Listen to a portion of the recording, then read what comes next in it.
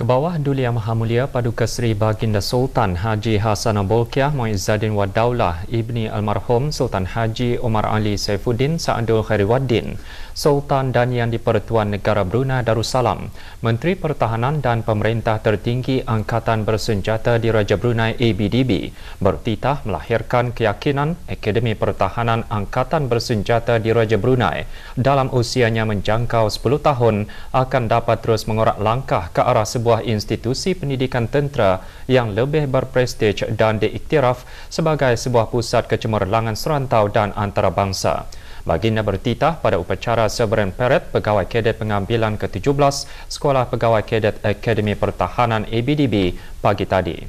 Kebawah Duli Yang Maha Mulia dalam titah melahirkan rasa bangga kerana Sekolah Pegawai Kadet mampu untuk melahirkan pemimpin tentera yang berkaliber melalui pendedahan modul serta kemahiran asas yang sentiasa relevan mengikut peredaran masa.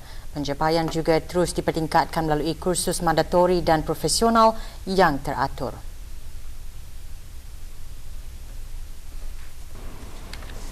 Dalam meniti arus perkembangan teknologi, peralatan canggih sahaja tidaklah mencukupi untuk mempertahankan keselamatan negara.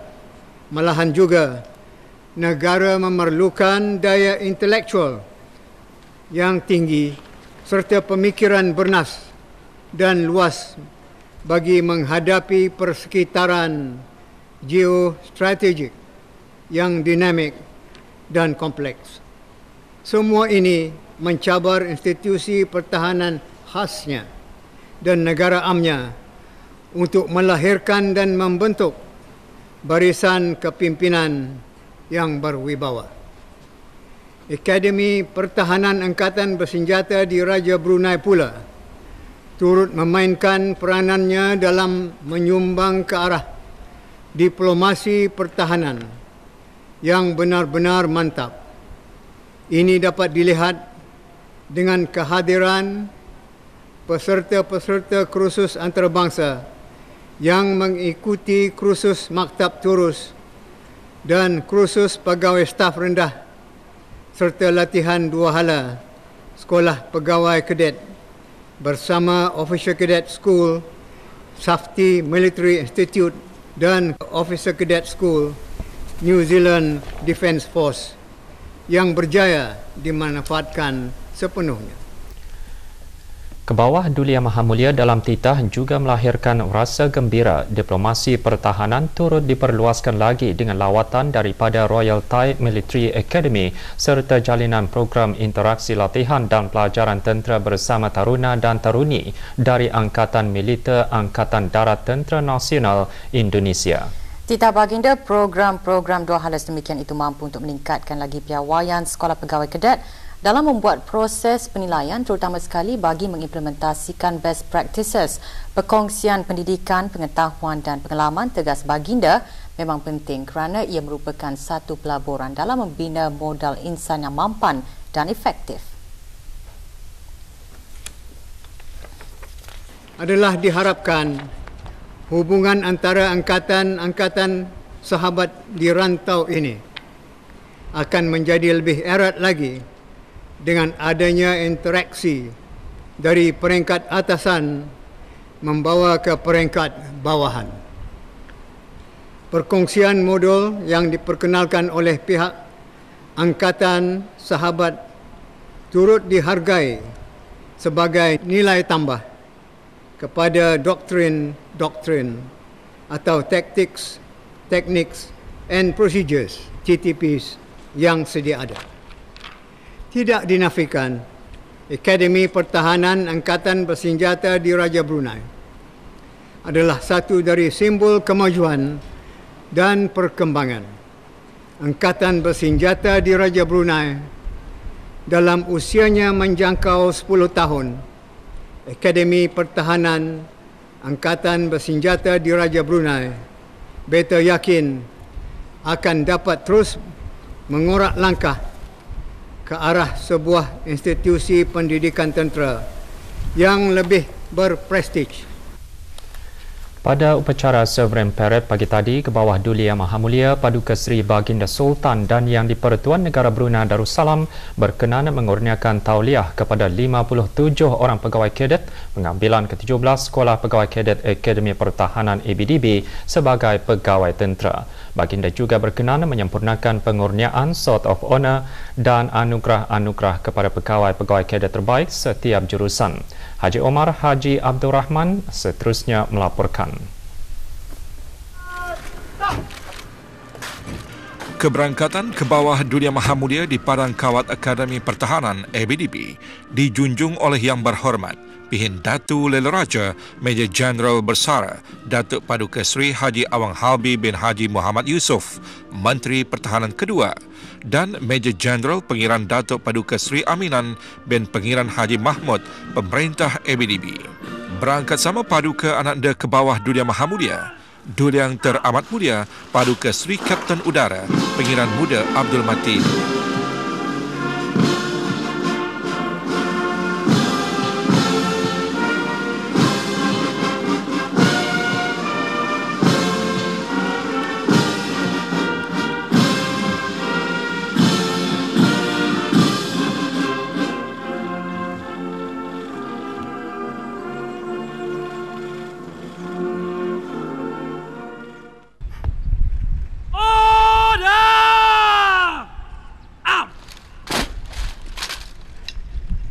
Sejurus keberangkatan ke bawah Dunia Maha Mulia berkenan menerima tabik hormat diraja dan memeriksa perbarisan kawalan kehormatan statik yang terdiri daripada 40 orang pegawai kadet lelaki dan 17 orang pegawai kadet wanita.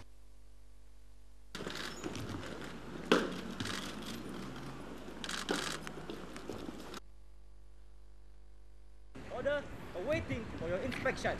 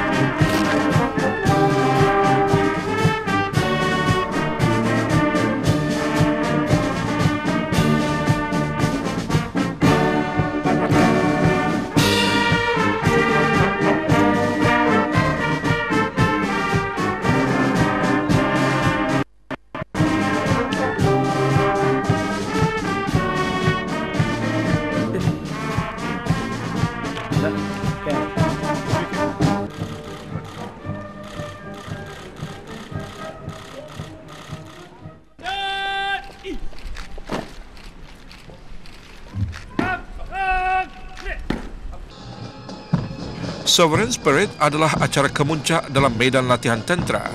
Ia adalah mercu tanda pencapaian bagi semua pegawai kadet yang berjaya mengharungi cabaran latihan intensif ketenteraan dengan penuh gigih dan komitmen. Mereka termasuk 2 orang pegawai kadet pengambilan in service dan 2 orang pegawai kadet professionally qualified officer yang telah menamatkan latihan selama 3 bulan. ABDB selaku tunggak utama pertahanan negara sentiasa berusaha meningkatkan dan mengemaskinikan keupayaannya, bukan saja dari segi peralatan, malah yang lebih penting lagi ialah tahap kemahiran, kebolehan, profesionalisme dan kualiti kepimpinannya. Sovereign Spirit ini adalah salah satu bukti hasil usaha-usaha tersebut.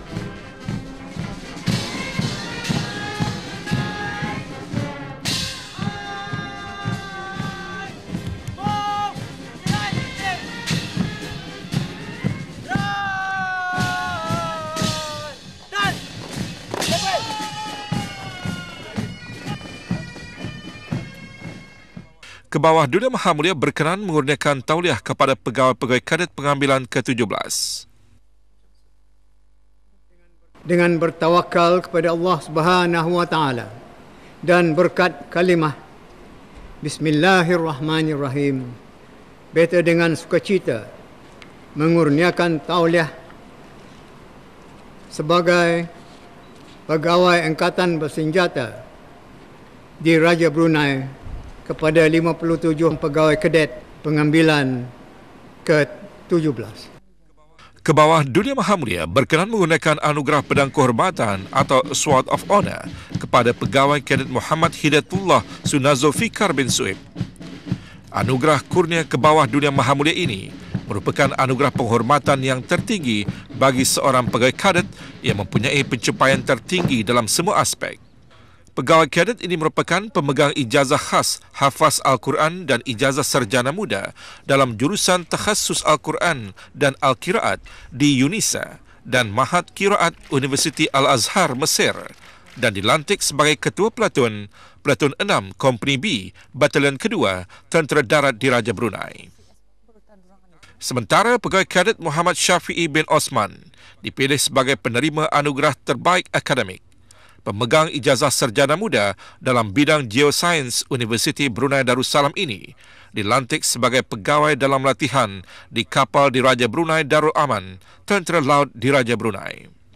Pegawai kadet Muhammad Hamizan bin Haji Zaini menerima anugerah terbaik kemahiran tentera berdasarkan peratus keseluruhan tertinggi pada semua mata pelajaran kemahiran tentera. Pemegang ijazah sarjana muda dalam jurusan kejuruteraan Imperial College London ini dilantik sebagai pegawai dalam latihan di kapal di Raja Brunei Darul Ihsan, Tentera Laut di Raja Brunei. Pegawai kadet Muhammad Zulhafiz Zarik bin Haji Rani dipilih sebagai penerima anugerah ketahanan jasmani terbaik. Pemegang diploma tertinggi kebangsaan dalam bidang komputer, Kolej Perdagangan Laksmana ini ditugaskan sebagai pegawai sistem penganalisa C41, Unit Teknologi Maklumat Pertahanan, Kementerian Pertahanan.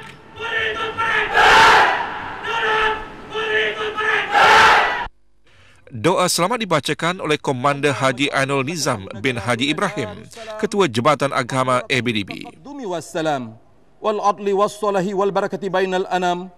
والرخاء والأمن والنصر وسائر بلاد الإسلام سبحانك اللهم وبحمدك نشهد أن لا إله إلا أنت نستغفرك ونتوب إليك ربنا آتنا في الدنيا حسنة وفي الآخرة حسنة وقنا عذاب النار وصلى الله على سيدنا محمد وعلى آله وصحبه وسلم آمين آمين آمين والحمد لله رب العالمين.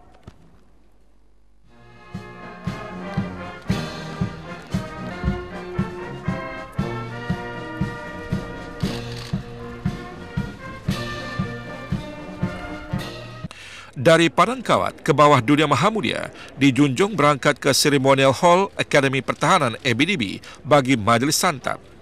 Pada majlis ini baginda berkenan menerima pesambah berupa obor yang melambangkan sumber inspirasi pegawai kadet pengambilan ke-17 untuk mencapai tahap prestasi yang cemerlang dalam melakukan apa jua pekerjaan dengan ihsan.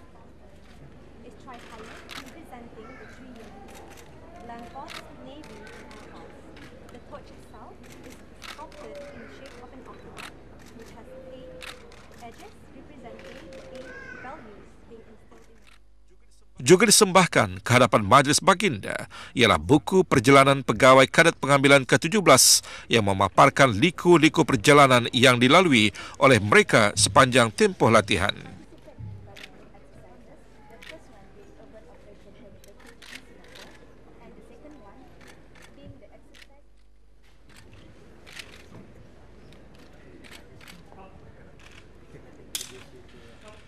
Kebawah Dunia Mahamulia berkenan menerima junjung ziarah daripada para pegawai dan jurulatih Sekolah Pegawai Kadet Akademi Pertahanan ABDB. Pada upacara Sovereign Parade kali ini, 34 orang pegawai kadet ditauliahkan sebagai pegawai tentera darat di Raja Brunei, 10 orang pegawai tentera laut di Raja Brunei dan 13 orang pegawai tentera udara di Raja Brunei. Para pegawai kadet diharap akan dapat mempersiapkan diri menjadi lebih cekap dan komited dalam melaksanakan dan menjalankan tugas yang diamanahkan.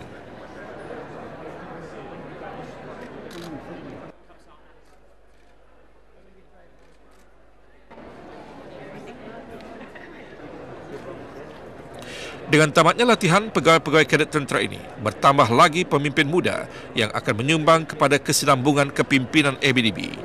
adalah menjadi harapan ke bawah dunia maha mulia. Kesemua pegawai kadet ini akan menjadi warisan pemimpin muda ABDB yang berkesan, berhemah dan profesional di dalam menanai amanah besar selaku pemimpin dalam institusi pertahanan dan keselamatan negara.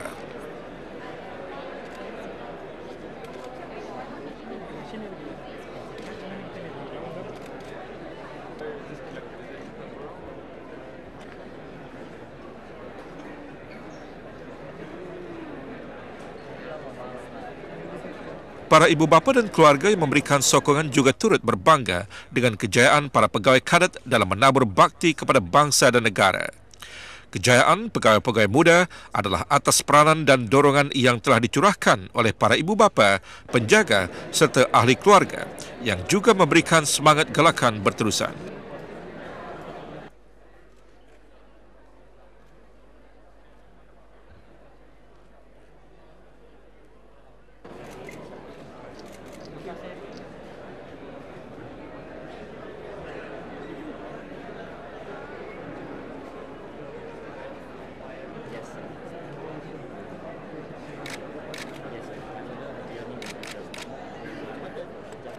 Sebelum berangkat balik ke bawah dunia maha mulia, berkenan menandatangani lembaran kenangan.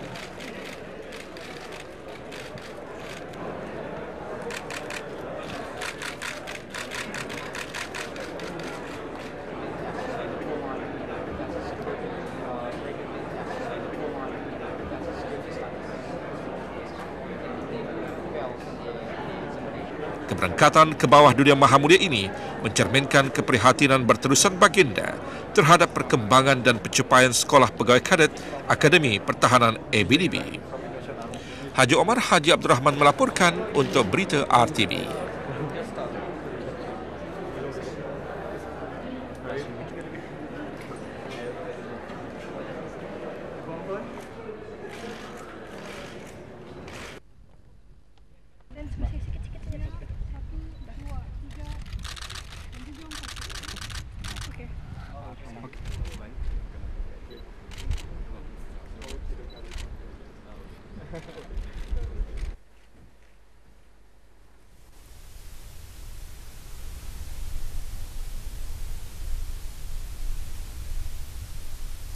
Upacara Sovereign's Parade merupakan satu detik sejarah yang amat bermakna dan bernilai bagi pegawai-pegawai kadet yang baru ditauliahkan.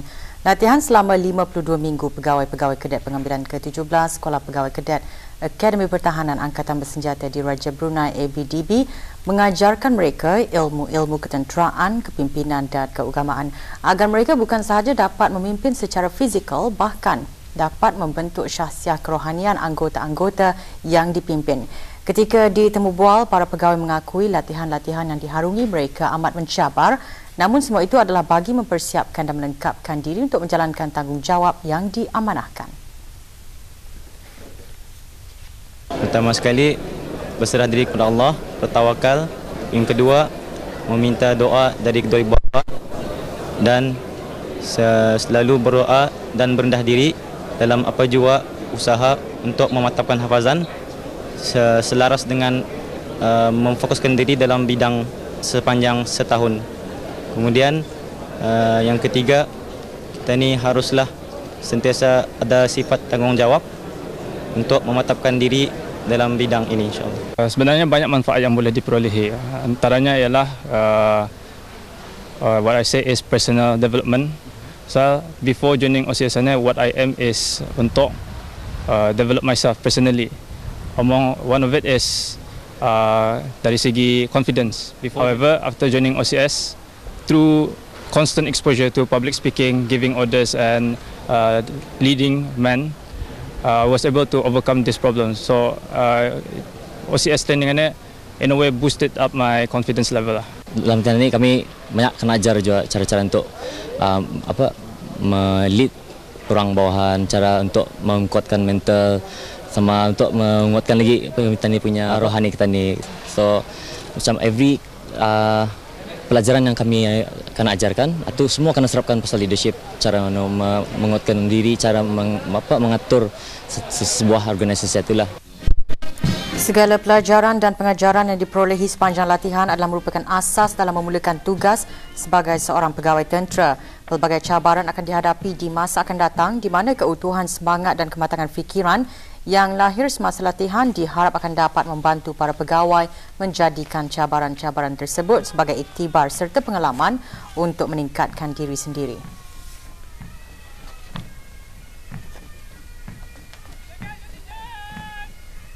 Sebagai pegawai kadet, ia melatih saya untuk jadi seorang yang ketua yang lebih bertanggungjawab untuk Angkatan Bersenjata di Raja Brunei. Kenapa milih bidang ketenteraan ini disebabkan minatnya tentang untuk mencabar diri sendiri. Maksudnya kalau membuat kerja yang bagi saya membuat kerja yang berat-berat itu lagi lebih seronok dan mencabar dan juga untuk berbakti kepada negara. Sepanjang 52 minggu di sini, physical ability perseorangan itu adalah penting. And then another cabaran adalah kami punya leadership skill and command and control skill. So bagi seorang yang belum ada experience dalam bidang itu, it's a difficulty for me lah.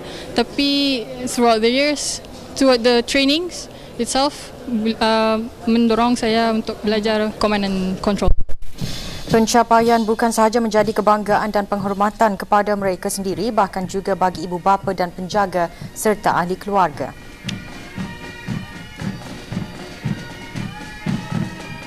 Alhamdulillah, anak saya telah dipilih untuk masuki akademik ini merupakan satu sumbangan besar bagi keluarga kami. Walaupun pada awal dasarnya beliau mempunyai pendidikan yang berlainan dengan bidang ketenteraan. Minat inilah sebenarnya yang mendorong beliau untuk mencuba di bidang kerja pertahanan, ketenteraan. Dan alhamdulillah kami sebagai bapa amat mendukung hasrat beliau. Sokongan ini selalunya malar pulang asalnya anusnya keluar. Jadi kebagianlah, kebagi semangatlah, jangan mudah putus asa. Alang-alang kan ni orang biar dia sampai habis tamat pasal 52 minggu tu bukannya senang untuk menghabiskan itu. Yang penting doa daripada keluarga. Duli Yang Teramat Mulia Paduka Seri Pengiran Muda Mahkota berkenan menerima menghadap secara berasingan Ketua-Ketua Perwakilan Negara Brunei Darussalam yang baru dilantik dan Ketua-Ketua Perwakilan Asing yang baru ke Negara Brunei Darussalam. Bahan beritanya menyusul selepas ini.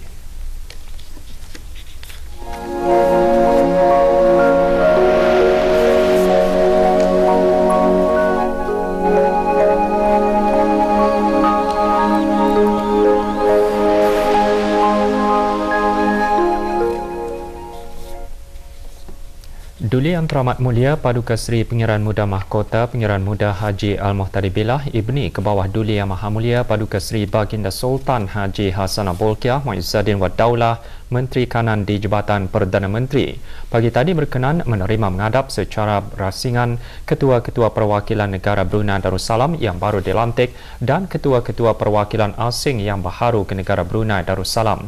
Majlis-majlis menghadap berlangsung di Kasar Al-Mizan. Mula-mula menghadap ialah Puan Yang Terutama Dayang Hajah Masurai binti Haji Masri, Wakil Tetap Negara Brunei Darussalam ke Pertubuhan Bangsa-Bangsa Bersatu PBB di Geneva, Konfederasi Swiss. Puan Yang Terutama Dayang Hajah Nur Kamar binti Haji Sulaiman, Wakil Tetap Negara Brunei Darussalam ke PBB di New York, Amerika Syarikat. Puan Yang Terutama Pengiran Hajah Roslina Weti binti Pengiran Haji Kamaluddin, Pesuruhjaya Tinggi Negara Brunei Darussalam ke United Kingdom. Dan Tuan Yang Terutama Awang Haji Adnan bin Haji Muhammad Jaafar, Duta Besar Istimewa dan Mutlak Negara Brunei Darussalam ke Republik Demokratik Timor Leste.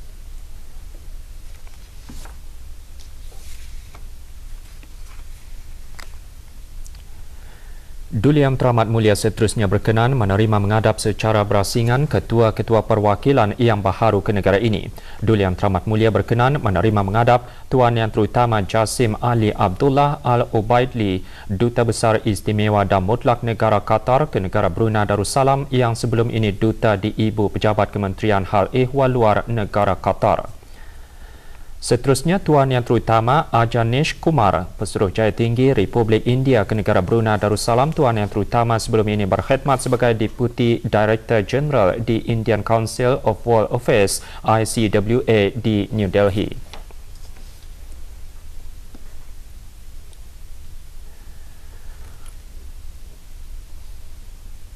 Akhir sekali, Tuan Yang Terutama Ahmad bin Abdul Aziz bin Saad Al Mohana, Duta Besar Istimewa dan Mutlak Kerajaan Arab Saudi ke negara Brunei Darussalam. Tuan Yang Terutama sebelum ini bertugas sebagai Director of the Under Secretary Office for Protocol Affairs. Ketua-ketua perwakilan yang baharu ke negara ini menyembahkan surat-surat tauliah pelantikan ke hadapan Majlis Kebawah Duli Yang Maha Mulia Paduka Seri Baginda Sultan dan Yang di-Pertuan Negara Brunei Darussalam pada 15 Januari 2019.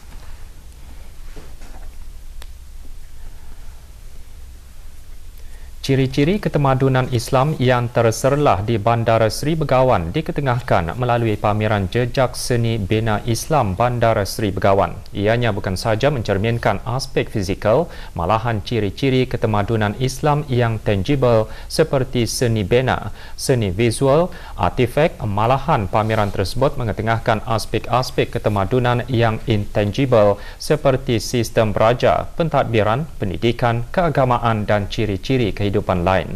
Perkara tersebut antara yang diketengahkan dalam ucapan alu-aluan Datin Paduka Dr. Hajah Nurlela binti Datuk Paduka Haji Abdul Jalil petang tadi semasa majlis pembuka tirai Bandar Seri Begawan Ibu Negara Ketemadunan Islam bagi Rantau Asia 2019.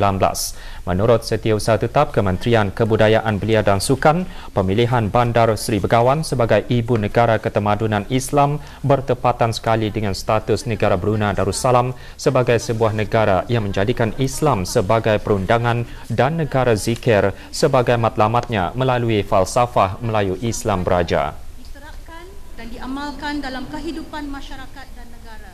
Pelancarannya disempurnakan oleh Yang Berhormat Pihin Orang Kaya Seri Kerna Datuk Seri Setia Dr. Haji Awang Abu Bakar bin Haji Apong, Menteri Hal Ehwal Dalam Negeri. Majlis diserikan dengan persembahan khas selawat daripada 120 orang kumpulan-kumpulan belia. Pameran selama sebulan ini diadakan di ruang ketibaan, lapangan terbang antarabangsa Brunei, antara lain mengetengahkan ciri-ciri ketemadunan Islam yang terserlah di Bandar Seri Begawan. Juga hadir Menteri-Menteri Kabinet, Peguam Negara, Ketua Hakim Syar'i, Timbalan-Timbalan Menteri, Duta-Duta Besar dan Pesuruhjaya-Pesuruhjaya Tinggi Luar Negara ke negara Brunei Darussalam, ahli-ahli Majlis Mesyuarat Negara, Setiausaha-Setiausaha Tetap, Timbalan-Timbalan Setiausaha Tetap.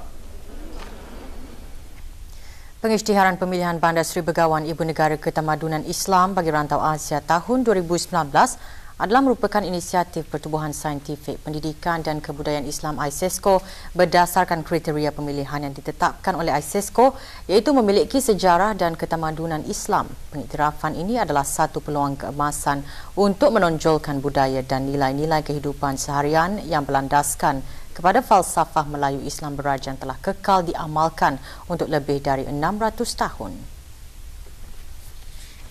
Pameran yang diungkayahkan oleh Jawatan Kuasa Pandu Pameran yang dipengerusikan oleh Menteri Kebudayaan Belia dan Sukan dan Mufti Kerajaan telah merangkumi wakil-wakil daripada Jabatan Perdana Menteri, Kementerian Hal Ehwal Dalam Negeri, Kementerian Sumber-Sumber Utama dan Pelancongan, Kementerian Pendidikan dan Kementerian Hal Ehwal Luar Negeri.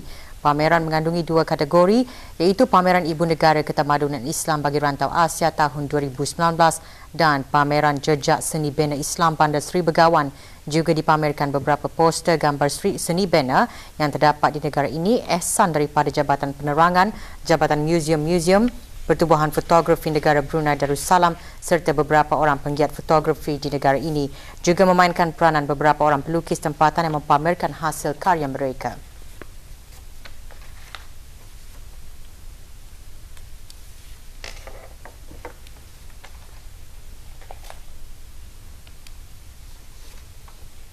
Ini berdasarkan kepada pemilihan yang dibuat oleh satu jawatan kuasa di bawah Dewan Bahasa dan Pustaka. Kita yang kami mau melihatkan ini yang pertama the real hajat bahawa Brunei ini through video juga karena nanti through video bahawa Islam itu gelaran sebagai capital of Islamic culture ataupun kalau dalam Melayu Ibu Negara Ketemadunan Islam itu memang layak kepada Bandar Sri Begawan. Sebab apa, we have 600 years of history.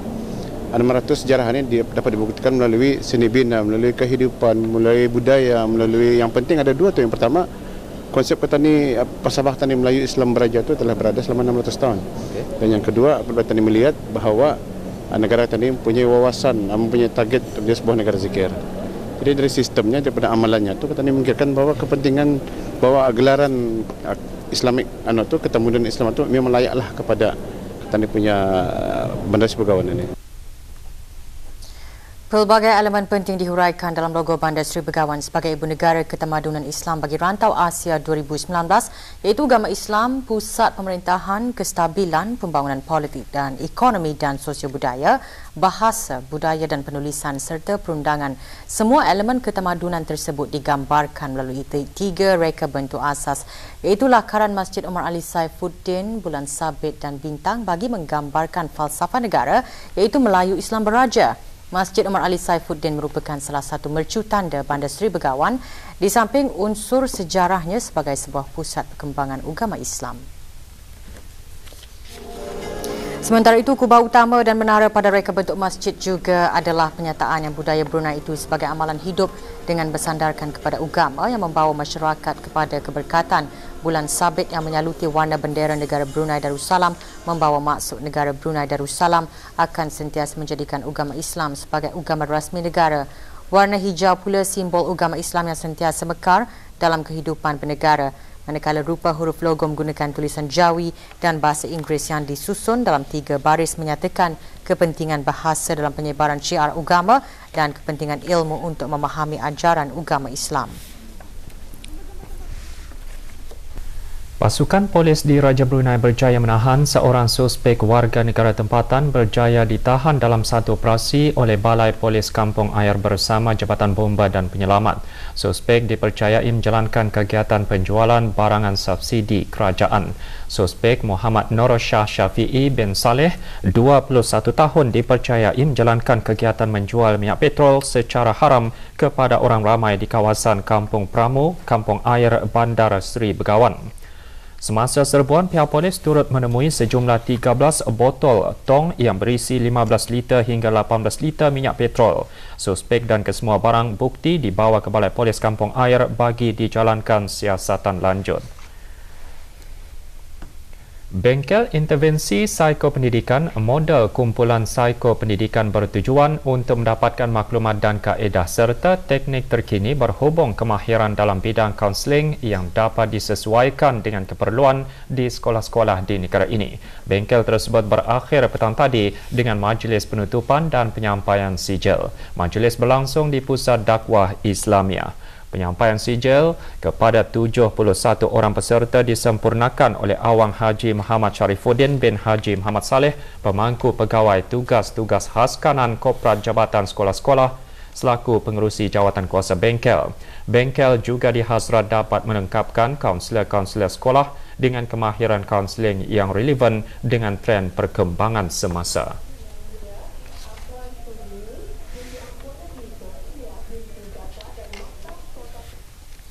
Dalam meningkatkan kesedaran orang ramai mengenai kepentingan perancangan sebelum persaraan, program Lakastah bersedia yang diungkayahkan oleh Unit Perkhidmatan Perancangan Persaraan dan Unit Modal Insan Tabung Amanat Pekerja selama 2 hari berakhir dengan majlis penyampaian sijil kepada para peserta. Majlis diadakan petang tadi di Brakas. Taklimat mengenai perancangan persaraan disampaikan oleh para pegawai dari Unit Perkhidmatan Perancangan TAP. Sasaran program adalah mereka yang akan bersara dalam tempoh 10 hingga 15 tahun akan datang. Penyampaian sijil kepada para peserta disempurnakan oleh Puan Hajah Chairani binti Haji Sulaiman, pemangku pengarah urusan TAP.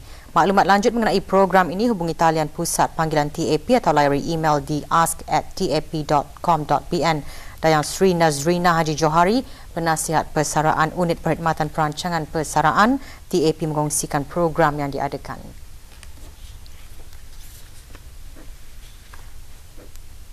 Program Lakastah bersedia ni is actually the first program yang kami buat tahun ini, yang mana ianya adalah untuk mempersiapkan ahli-ahli TAP, terutama mereka yang kan bersara dalam 10 ke 15 tahun lagi.